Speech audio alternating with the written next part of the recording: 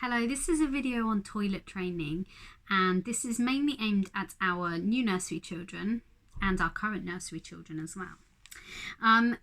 So how to recognise the signs of toilet training? When's the best time? Well, children will toilet train at different rates. Some children might have toilet trained already at 2 years old, some toilet train at 3, but the best time really is to try and get them toilet trained before they come into nursery if possible, because by then they should be 3.5, and that's a perfectly acceptable time.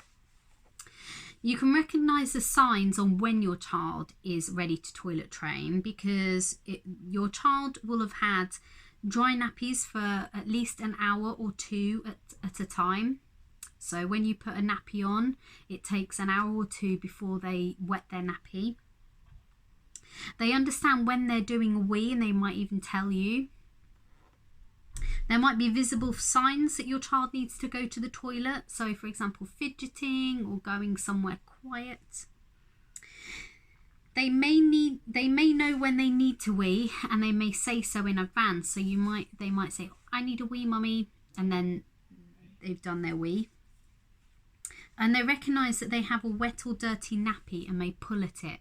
So some children get really annoyed when they've got a wet nappy and they'll try and take it off. And this is one of the signs that they are ready to start toilet training.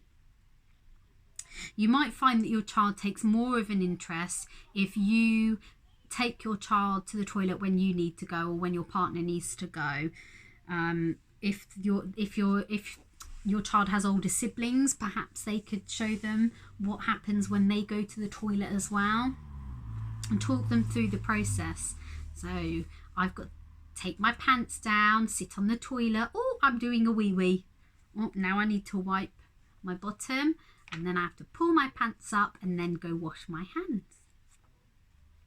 This is the best time to start toilet training, because we're blessed with some lovely weather at the moment, but we're now almost in summertime, and obviously it's the best time to try and get clothes washed, sheets washed if sheets accidentally get wet, and accidents can be cleaned up a lot quicker as well. I would say don't force your child to sit on the potty, as this can make it a little bit more of an anxious time for them. If your child doesn't want to sit on the potty, try taking them to the toilet. They might prefer to go to the toilet. You can buy some special seats to go on top of the normal adult seat, and it makes the hole smaller so that it's not quite so daunting for them. Try potty training when there are no great disruptions to your child's routine. So again, now might be a good time if you're not back at work and you're able to give your child that amount of time and dedication to potty training.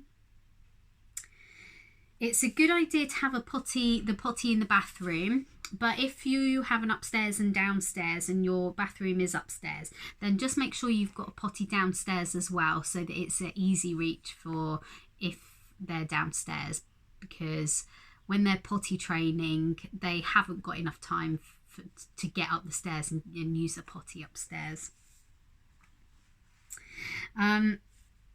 Encouraging your child to use the potty will help build their confidence for when they need to go for a poo, and going for a poo can sometimes be a bit tricky for a child, because it's a visual thing. Sometimes they don't like to see it in there, so this can be a little bit harder to train, but don't worry too much about that to start off with. If you can get your child using the potty for wees, then great. Encouraging your child to sit on a potty after meal times is a good way of getting them to poo in the potty, because quite often the digestion of a meal can help stimulate the bowels. So if you can get your child to sit on the potty after a meal time, this is probably the best time for them to do a poo. Or if your child does a poo regularly, say, I don't know, 10 o'clock in the morning, then take their nappy off and get them to sit on their potty about 10 o'clock in the morning and see if they'll do it on there. But if you just remember that if your child is in the slightest bit upset about it, then just abandon it. Try again in a few weeks, because we don't want to distress your child or make them even more anxious about, doing a wee or a poo on the potty. As soon as you notice your child needs a wee, then encourage them to use the potty. If your child slips up and has an accident, just mop it up and try again next time, and don't say anything to your child. Again, if you mention that they've had an accident or they didn't quite make it to the potty on time, sometimes that can just make them a little bit more anxious. Clothe them in clothes which are easy for them to remove. Avoid tights and clothes with zips and buttons. So when they're toilet training, in this weather, just having them in pants is good enough, because it's warm enough for them to just be in pants, unless you're going out, obviously. But if you're putting them in normal clothes, then just make sure it's things that they can get off easily when they're ready for a wee or a poo. We try to avoid the use of pull-up pants, because even though they're not quite as absorbent as nappies, they still to a child feel like a nappy. And so we find that it's easier, and parents have found this easier as well, is if they don't have pull-up pants at all, they go straight to cotton pants. And this helps it enables the child to feel wet when they've had a wee, so they know that they've done one. And I think pull-up pants can be a bit confusing to a child who's just going from nappies, because they still feel like a nappy. Even though they're not absorbent, they still feel thick like a nappy. Night times are going to be trickier. Just go for daytime to start off with, and at night times you might want to use pull-up pants then. If you are being really, really brave and you want to go the whole hog and do bedtime nighttime as well, then by all means do. I would advise getting a waterproof sheet, and you can buy some now that don't feel crinkly when you sit on them. They actually feel like a normal sheet. Go for one of those, and then make sure they use the potty before they go to bed, or the toilet, and try and avoid giving them lots of juice or drink before bedtime. So try and stop big drinks about an hour before, and if they're thirsty, just give them little sips, and this will hopefully stop them from needing a big wee in the middle of the night. You can try getting your child up. So if your child, for example, has gone to bed at 8 o'clock and you go to bed at 10 or 11, then you might want to try and get your child up before you go to bed, to just have a trip to the toilet.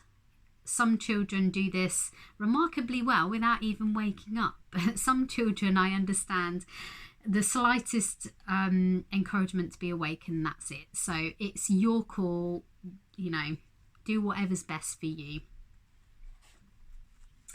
And just praise your child for sitting on the potty, even if they haven't done anything. We want to just make that a really enjoyable experience. So having the potty out, and just if they're in pants and they're just playing around in the living room, you can just maybe remind your child and say, oh, would you like to sit on the potty now? Maybe you could do a wee wee. And then if they do a wee wee, great, let's praise it so much. Oh wow, how amazing, you've done a wee wee on the potty, great job. I'm going to tell Daddy what a great job you've done of going to the toilet. Okay, so really big it up. This is the advice we would give to parents who are having trouble potty training. If you can start now, again, like I've said in other videos, we've got 7 weeks of this term, there's 6 weeks of the holiday, that's 13 weeks. And as providing we're having weather like we've had the last week for the next 13 weeks, and that will be great. Hopefully you'll have a good time doing it. Good luck. I hope all goes well, and if there's any questions, then you can add comments to the video and I'll try to get back to you. Okay, thank you very much. Bye bye.